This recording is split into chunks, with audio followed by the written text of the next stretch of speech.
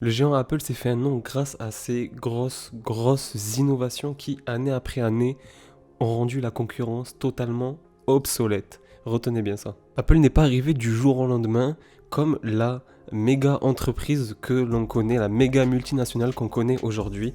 Elle est passée par plusieurs étapes et surtout par son premier Macintosh en 84. Et ensuite, Apple a connu des difficultés, notamment à cause de son gros concurrent Microsoft, qui était aussi puissant qu'Apple, mais surtout moins cher. Et brièvement, après cette période un peu tumultueuse d'Apple, où Steve Jobs a été évincé de sa propre entreprise, en 98, il revient à la tête d'Apple et du coup va lancer l'Apple qu'on connaît aujourd'hui, avec tous ces produits phares qui ont été lancés en partie grâce à lui. Ici, on va voir l'histoire du premier iPhone, mais il faut voir qu'à l'époque, lorsque le premier iPhone était sorti, la concurrence était très présente, était féroce et surtout était à un niveau beaucoup plus élevé que là où Apple en était à l'époque, et surtout voir comment étaient ces téléphones à l'époque, comment ils étaient caractérisés, quel était leur design et quelle était leur fonctionnalité en général.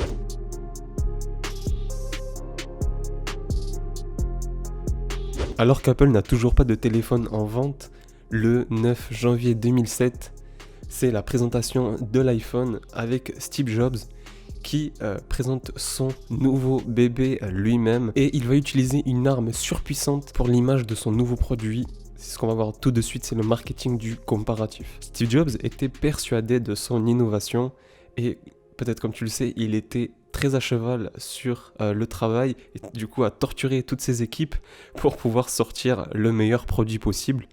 Et sûr de lui, il a utilisé cette stratégie dans le but de montrer un avantage concurrentiel totalement discriminant, ce qui va assassiner ses concurrents et les rendre presque obsolètes. C'est ça qui est le plus ouf. À cette période-là, c'est le début du tout en un.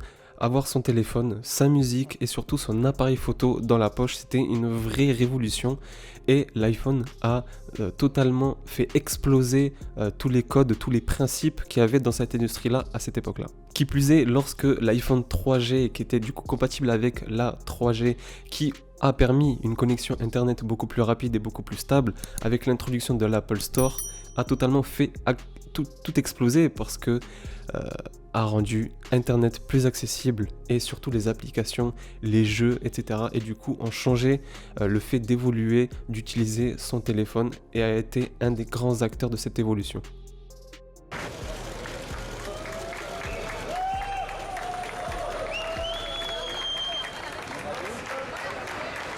Après, Apple, c'est une marque, hein, ça se vend parce que c'est Apple. Mais franchement, entre le S, le normal, la couleur, le pas couleur, c'est ridicule.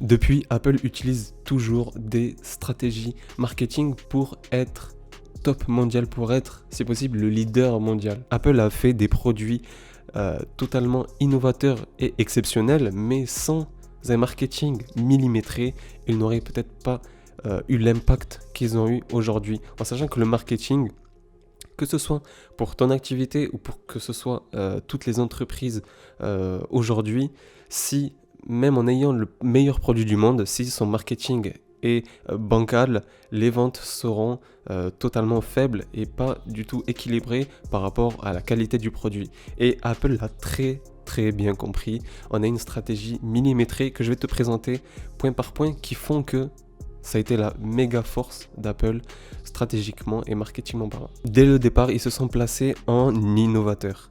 Se placer en innovateur, c'est mettre ses concurrents à la ramasse, les dépasser totalement, que ce soit sur la prouesse technique, sur la vision du futur, sur les améliorations techniques d'utilisation, peu importe. C'est de se placer en tant qu'innovateur, et ça va découler sur plusieurs autres points très importants. Apple a misé fortement sur la valeur perçue. Ils se sont placés comme précurseurs avec des produits de haute qualité, en tout cas qui donnent une image de haute qualité de produit et surtout de finition. Peut-être pour ceux qui s'en rappellent à l'époque, Apple avait choqué la plupart du monde avec ses packaging totalement travaillés, époustouflants et qui étaient totalement différents de la concurrence, qui était tout blanc avec le strict minimum, une photo du produit et juste le nom, et à l'intérieur vraiment très épuré où on ouvre, on avait directement l'appareil et juste le câble et une toute petite notice, tout en blanc, tout très épuré, très classe, très minimaliste.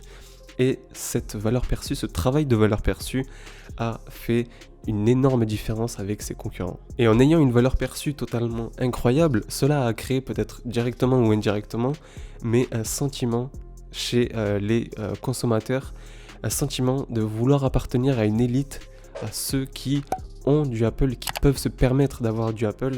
C'est juste pour le fait de l'avoir en premier, parce que là aujourd'hui, à partir d'aujourd'hui, ça va être... je pense qu'il n'y aura plus de stock et il faut attendre 6 semaines, je pense. Reconnaissance d'empreinte digitale, ça m'intéresse.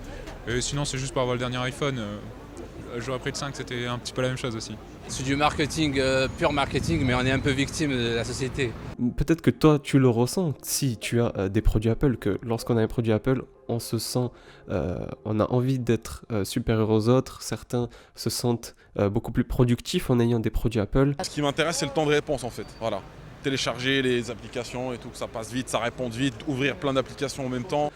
D'autres se sentent beaucoup plus innovateurs, d'être plus dans le futur en ayant toujours le dernier produit avec la pointe de la technologie qui se place du coup en précurseur, en avance sur le reste du monde. Comme on dit, si vous n'avez pas un iPhone, vous n'avez pas d'iPhone. Quand ils ont sorti le Touch ID, énormément de gens, voilà, moi je débloque mon téléphone avec mon empreinte digitale. Ensuite, le Face ID, ensuite, auparavant, le cloud, etc. Toutes ces innovations ont, directement ou indirectement, voulu, en tout cas, créer un sentiment d'appartenance chez l'être humain, une appartenance à une élite. Et c'est ce qui est normal chez l'être humain, de vouloir appartenir à un certain groupe pour pouvoir s'identifier. Et Apple l'a très bien compris et n'a pas hésité à appuyer dessus encore plus. Et une des forces aussi d'Apple au niveau marketing, c'est de créer un écosystème. Tous les produits Apple répondent chacun à un besoin et peuvent du coup être utilisés entre eux. Donc tu as le cloud, tu as le transfert du coup de fichiers, tu as les AirPods si tu veux un appareil audio, et même il y a quelques années ils avaient acheté Beats qui malgré tout correspondait beaucoup à l'image d'Apple, et tout cela en fait va vous rendre dépendant à la marque d'Apple, parce que si moi j'ai par exemple l'ordi Apple, le Mac, et que j'ai iTunes, que j'ai un iPhone, je vais du coup vouloir tout transférer très facilement. Je vais vouloir avoir le cloud pour avoir mes photos sur mon ordi comme sur mon téléphone.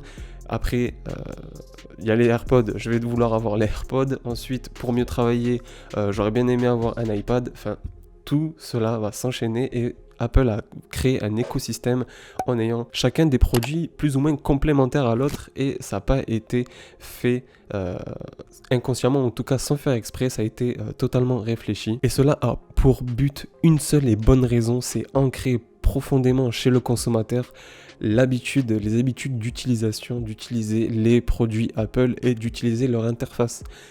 Peut-être que tu le sais très bien, si je te passe un iPhone, que tu as un iPhone depuis des années et que je te passe un Samsung ou peu importe, le clavier est totalement différent, tu ne vas pas aimer comment taper sur le clavier. Et peut-être différemment, inversement pour les personnes qui sont sur Samsung et qui passent sur une autre marque, etc. C'est réellement ça qu'Apple veut faire, c'est habituer et consolider, ancrer ces habitudes-là chez le consommateur. Personnellement, moi je suis persuadé que sans l'arrivée de l'iPhone, l'industrie de la téléphonie, en tout cas des réseaux sociaux, toute cette sphère-là n'aurait pas du tout été la même. En tout cas, n'hésite pas à me dire en commentaire ce que toi tu en penses, si l'industrie aurait été totalement normale sans l'iPhone, ou si l'iPhone a réellement révolutionné tout ça. En tout cas, merci d'avoir vu la vidéo jusqu'ici, j'espère que la vidéo t'aura plu. N'hésite pas à liker la vidéo et surtout à la partager. Et pour terminer, si tu es entrepreneur, que tu as envie d'améliorer drastiquement ton marketing, ta stratégie marketing, ou même de vouloir créer un système pour vendre, pourquoi pas, un infoproduit, je te laisse regarder la description maintenant pour voir tout ce que je peux t'apporter comme valeur. En tout cas, je te remercie d'avoir vu la vidéo jusqu'ici, on pourra se dire à la prochaine. Ciao.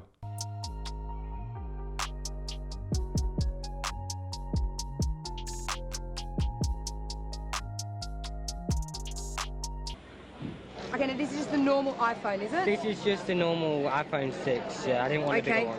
All right, we're doing the reveal. His name's Jack.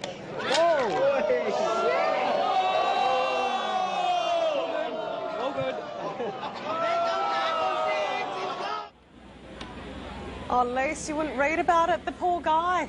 Did you see?